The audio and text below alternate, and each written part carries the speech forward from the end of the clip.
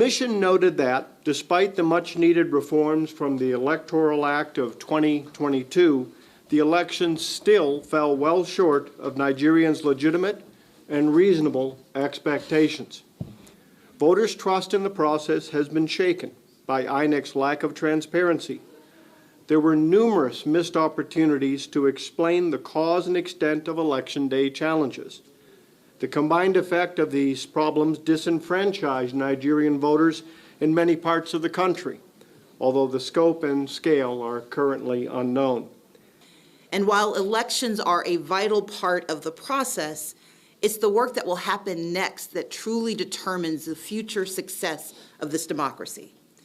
Nigeria holds the distinction of having one of the world's youngest populations. It has the largest democracy on the continent and one of the most populous democracies in the world.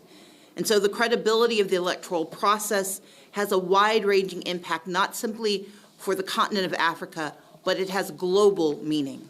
End of the election process, so we're not in a position, we don't want to interfere in any way in the political process. Our methodology is very clear in this regard.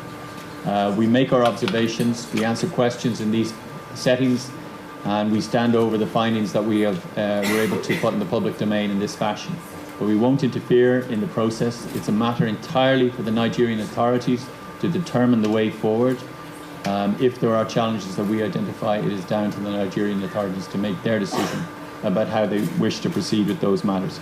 I want to thank you for your cooperation, for other civil society organisations that, as I mentioned in my opening remarks, provided us with a very warm welcome and with clear information which helped us to form the assessment that we're sharing with you today. Noted that expectations as the way the technology would transform the transparency of the election, those expectations were not met in a significant number of cases.